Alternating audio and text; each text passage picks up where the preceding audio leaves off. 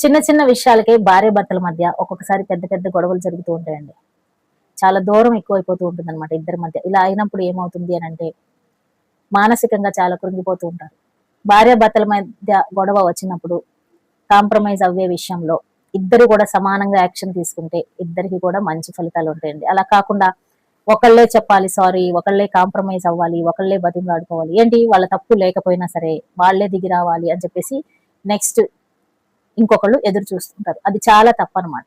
జరిగిన దాంట్లో తప్పు మీది ఉన్నా లేకపోయినా ఒక్కొక్కసారి మీరు కూడా సారీ చెప్పొచ్చండి. భార్య భర్తల మధ్య అసలు ఏంటండి ఈగోలు ఇవన్నీ కూడా ఇట్లాంటివన్నీ అనుకుంటే మాత్రం చాలా రోజులు కలిసి ఉండటం, ప్రయాణం చేయటం కష్టమైపోతుంది. కాబట్టి మై డియర్ ఫ్రెండ్స్, భార్య భర్తల మధ్య ఈగోలు రాకుండా ఉండాలి అని అంటే ఇద్దరి మధ్య సమస్య వచ్చినప్పుడు ఇద్దరు మాట్లాడుకోవాలి. నేనే ముందు మాట్లాడాలి, నువ్వే ముందు మాట్లాడాలి, నేనే ముందు కాంప్రమైజ్ అవ్వాలి, ఇట్లాంటివన్నీ కూడా తీసి పక్కన పెట్టేసేయాలి. ఇలాంటివన్నీ ప్రేమికుల మధ్యలో వర్కౌట్ అవుతాయి. కానీ భార్య భర్తలు అయిపోయిన తర్వాత ఇలాంటి ఈగోలు చూసుకుంటూ ఉన్నారనుకోండి, ఆ బంధం కొంచెం కష్టం అవుతుంది అనమాట నిలబెట్టుకోవటానికి. ఐ హోప్ అర్థమైందని అనుకుంటున్నాను. వీడియో నచ్చితే లైక్ చేయండి. Thank you for watching.